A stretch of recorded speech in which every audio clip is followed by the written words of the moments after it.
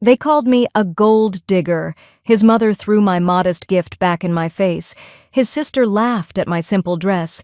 They had no idea that the poor girl their son was marrying came from one of the wealthiest families in the state. Then my father's limousine pulled up to the church. Before we dive into this story, if you love tales where karma comes full circle, hit that subscribe button and ring the bell so you never miss a story. Trust me, you'll want to see how this one ends. Now, let me tell you about the wedding day that changed everything. I met Benjamin on a Tuesday afternoon at a small coffee shop near the university. I was working the counter, steaming milk for lattes and wiping down tables between customers. He came in with this genuine smile, the kind that reaches your eyes, and ordered a simple black coffee. What caught my attention wasn't his expensive watch or his tailored coat. It was how he helped an elderly woman carry her tray to a table, how he thanked me by name after reading my badge, how he left a kind note with his tip instead of just loose change. We started talking. He'd come in every Tuesday and Thursday, always at 3 o'clock. We'd chat about books, about life, about dreams that had nothing to do with money or status. He never asked what I did beyond the coffee shop. I never mentioned that I only worked there because I donated my entire salary to the youth scholarship fund my family's foundation ran. After 6 months of coffee-stained conversations and stolen glances, he proposed to me at the lighthouse overlooking the bay. It was simple, perfect, and real. But here's what Benjamin didn't know. Here's what I'd kept hidden behind my thrift store dresses and my modest apartment and my part-time barista job. My father is Jonathan Sterling. Yes, that's Sterling. Sterling Industries. Fortune 500? $8 billion. One of the most powerful men in the state. And I'd spent my entire adult life hiding from that name because I was tired, so desperately tired, of men who loved my bank account before they ever learned my middle name. When Benjamin introduced me to his family, I discovered something that almost made me laugh. He was wealthy, too. The Whitmores were old money, the kind of family that had portraits in the country club and a wing of the hospital named after them. Their mansion sat on 5 acres of manicured grounds, but I'd done my research. My family's fortune made theirs look like pocket change. They just didn't know it yet. The first dinner at the Whitmore estate was like walking into a snake pit wearing perfume made of mice. Patricia, Benjamin's mother, greeted me with a handshake so limp it felt like touching a dead fish. Her eyes scanned me from head to toe, lingering on my simple blue dress from a department store clearance rack, my plain flats, my lack of designer anything. I could see the judgment calcifying in real time behind her eyes. "So," she said as we sat down to dinner, her voice dripping with false sweetness, "where exactly did Benjamin find you?" Benjamin squeezed my hand under the table. I smiled. "We met at the coffee shop where I work." The silence that followed was deafening. Caroline, Benjamin's sister, actually choked on her wine. William, his father, looked up from his phone for the first time since I'd arrived, and there, in the corner, sat Grandmother Whitmore, ancient and sharp-eyed, watching me like a hawk watches a rabbit. "You work at a coffee shop?" Patricia repeated, as if I'd just confessed to robbing banks. "How industrious." Caroline leaned forward, her diamond bracelet catching the chandelier light. "Let me guess, community college?" "I went to the state university," I said calmly. This was true. I'd turned down Yale and Princeton because I wanted a normal experience. The laughter that followed was polite but cutting. Patricia patted my hand in a gesture that was somehow more insulting than a slap would have been. "Well, we all start somewhere, don't we?" Grandmother Whitmore's voice cut through the awkwardness like a blade. "She won't last 6 months." She said it directly to my face, not even pretending to whisper. "I've seen dozens of girls like you try to climb into this family. They all fall." Benjamin started to protest, but I touched his arm. "It's all right," I said. And it was, because I knew something they didn't. I wasn't climbing anything. I was descending from heights they couldn't imagine to see if this man, this kind man who held doors and remembered names, was worth it, and whether his family deserved the gift of my presence. That night, I decided not to tell them. Not yet. They wanted to judge me. Let them. They wanted to test me. Bring it on. I would let them reveal exactly who they were before I revealed who I was. The cruelty started small but grew like a cancer. Patricia insisted on taking me dress shopping, then proceeded to drag me to the most expensive boutique in the city. She made me try on gowns that cost more than most people's cars, then loudly discussed my unfortunate figure with the staff within my earshot. "Can you make her look presentable?" she asked the seamstress, as if I wasn't standing right there on the platform. Caroline, coincidentally, showed up with 3 of her socialite friends. They circled me like sharks, taking photos, whispering behind their hands. That night, I saw the pictures. They'd photoshopped my face onto degrading memes and shared them in their private group chats. My private investigator sent me the screenshots. I saved every single one. The bridal shower was worse. Patricia invited 60 of her closest friends and exactly 0 of mine. I sat in a room full of women wearing jewelry worth more than houses, and they asked each one about their family, their background, their pedigree. When they got to me, the room fell silent. "My father is in business," I said simply. The laughter was barely concealed. One woman, dripping in pearls, actually said, "What kind of business? Landscaping?" The room erupted. Patricia didn't even try to hide her smile. I'd made Benjamin a gift, a handmade leather journal filled with photos and memories from our relationship. I'd spent weeks on it, pouring love into every page. When Patricia opened it in front of everyone, she dropped it like it had burned her. "How rustic," she said, her nose wrinkling. "Did you make this in craft class?" Caroline grabbed it, held it up for everyone to see. "Wait, she's serious? This is her actual gift?" The mockery in the room was so thick I could taste it. But the worst part? Patricia's friend Helen leaned over and said, loud enough for me to hear, "I heard she refused to sign a prenup." Patricia's smile was vicious. "Oh, she'll sign.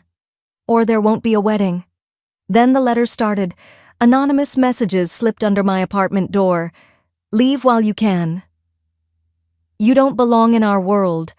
Photos of me at the coffee shop, at the grocery store, at my apartment building. Someone was following me.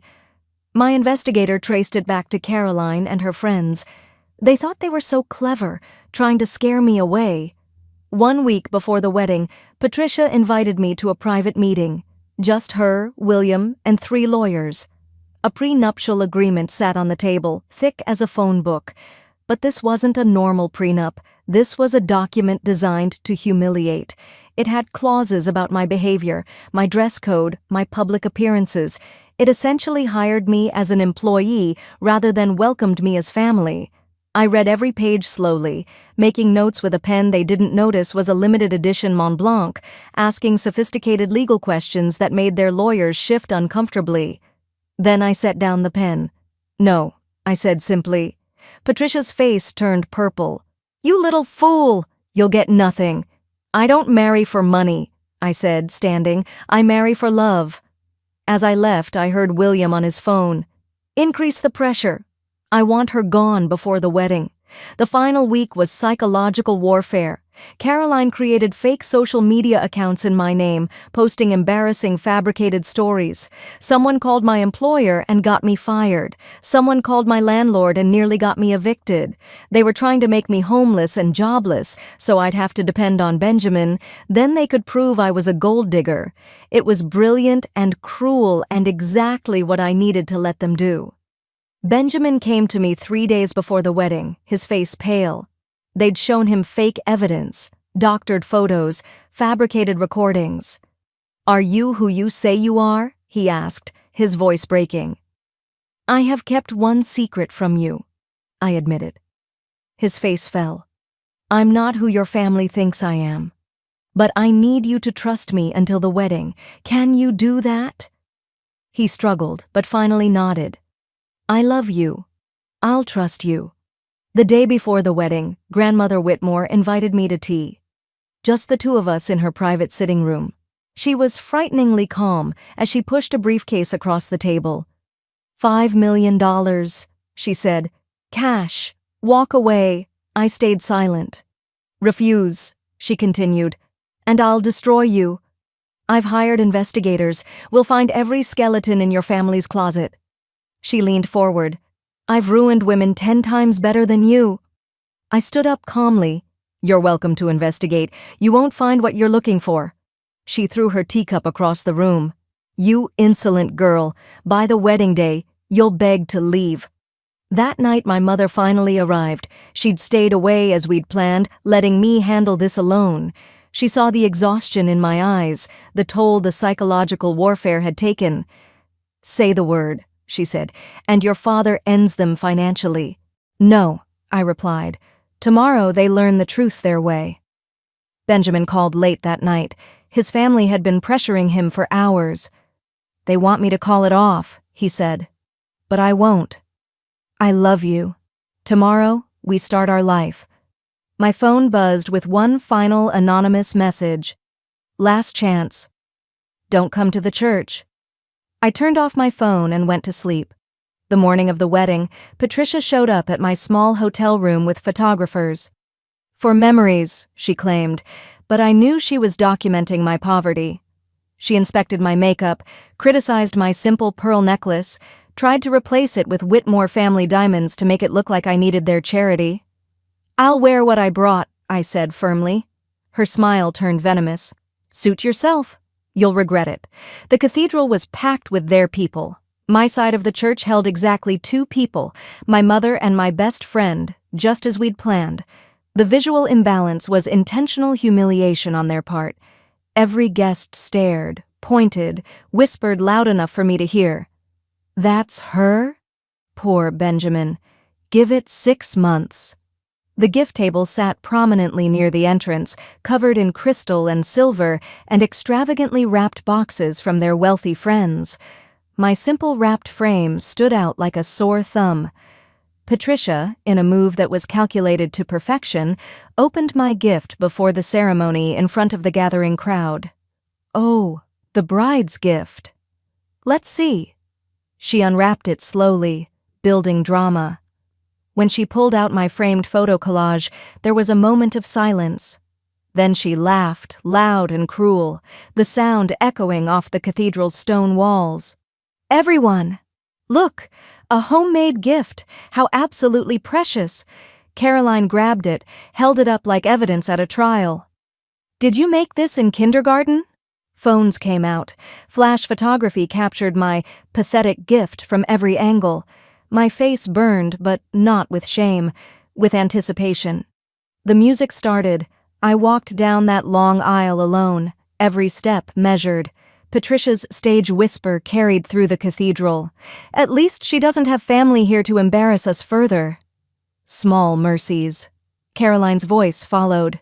"Look at her shaking." Probably terrified we'll discover the truth. Poor Benjamin, trapped by a nobody. Grandmother Whitmore's cold smile met mine as I passed her row. She whispered, "Enjoy your last moments of relevance." I reached Benjamin at the altar. His kind eyes found mine, saw my tears, and he assumed they were joy. "You're beautiful," he whispered. Behind him, his family smirked. They thought they'd won. The minister began, "Dearly beloved, we are gathered here today." That's when Patricia stood up, breaking every rule of wedding etiquette. "I'm sorry, but I must speak." Gasps rippled through the crowd. Benjamin turned. "Mother, what are you doing?" "I cannot in good conscience watch my son make this mistake." She pulled out documents, fake evidence they'd fabricated. "This woman has refused our prenuptial agreement. We have evidence she's here for money. She's been lying about everything." Benjamin's face showed shock, hurt, confusion. "Mother, stop this." "No, you'll thank me later." Caroline stood too. "We have proof." The cathedral erupted in chaos, guests murmuring, standing, craning to see. Benjamin looked at me, questions in his eyes. I said nothing. I just looked toward the cathedral doors and smiled. Patricia noticed. "What are you smiling at?" Right on cue, the massive cathedral doors burst open. Sunlight streamed in, silhouetting a distinguished figure. Security team entered first, 6 men in dark suits, moving with military precision. Then he appeared. My father. Jonathan Sterling walked down that aisle like he owned it, because in a very real sense, he owned half the city. His navy suit was perfect. His presence was commanding. The cathedral fell absolutely silent except for his footsteps. William Whitmore stood up, his face draining of all color. No, it can't be. Patricia turned, and I watched her mouth fall open. My father reached the altar, kissed my forehead gently. Sorry I'm late, sweetheart. Then he turned to face the congregation. William's whisper came out as a strangled shout. Jonathan Sterling? The name echoed through the cathedral. Phones came out, people frantically Googling. The recognition spread like wildfire. My father smiled, cold and sharp. William, Patricia, what a lovely ceremony. He looked directly at them. I hope my daughter has been treated with the respect she deserves as a guest in your home, as your future family member. His assistant, who'd quietly entered behind him, set up a small projector. Images flashed on the cathedral's stone wall. The mocking texts, the bridal shower humiliation captured on video, the gift table incident from 15 minutes ago, the fake social media posts, all of it displayed for 300 guests to see. Patricia tried to speak, her voice shaking. We thought.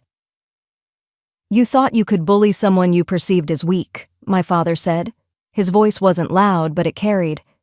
You judged her by her clothes, her job, her humble presentation.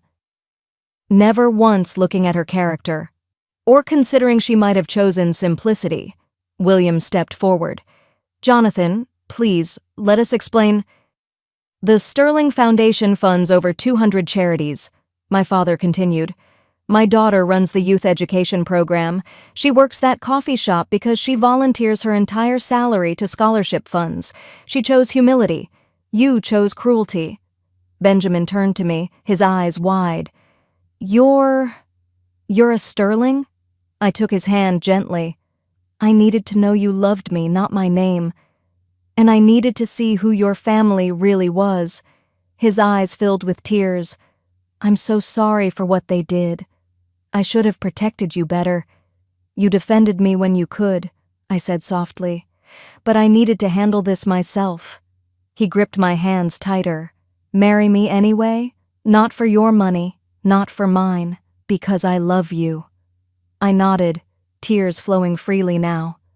Yes. My father turned back to William. Our business partnership is under review. My lawyers will be in touch. The Sterling Foundation will be reconsidering all Whitmore-affiliated donations. He paused. I believe you have a wedding to complete? Grandmother Whitmore, the woman who'd threatened to destroy me just yesterday, actually fainted. The woman who'd ruined better women than me crumpled in her pew. But Benjamin and I? We decided to continue. My father walked me properly down the aisle, gave me away with pride rather than shame. The minister, thoroughly shaken, resumed the ceremony. When we exchanged vows, Benjamin promised to always see me, not my circumstances. I promised to always test us, to keep us real. We kissed as husband and wife, while Patricia slumped broken in her seat, and Caroline cried tears that were real for the first time in her privileged life. That was 6 months ago. Benjamin and I live in a modest apartment because we choose to. We both work. Me at the foundation, him at a startup he's building from the ground up. We use our family money for good, not for show. The Whitmores. Patricia and William divorced when the scandal broke their marriage. Caroline is in therapy, learning humility the hard way she should have learned it growing up. Grandmother Whitmore is in a retirement home, alone, visited by no one. Their business struggles after Sterling Industries pulled out, their social standing crumbled when 300 witnesses posted about what they'd seen. Benjamin has limited contact with his family now. They're learning respect, slowly, painfully. He's building his own path, his own name, and I've never been prouder of the man he's becoming. So that's how my wedding day became the day my in-laws learned the most expensive lesson of their lives. Sometimes the people you look down on are looking at you from heights you can't imagine. They tried to break me with their cruelty, but they only broke themselves. If this story reminded you that kindness costs nothing but means everything, smash that like button. Subscribe for more real-life stories where karma does its job perfectly. Drop a comment telling me, would you have revealed your identity sooner, or would you have let them dig their own graves like I did? Thanks for watching, and remember, never judge a book by its cover because that book might own the whole library. See you in the next story.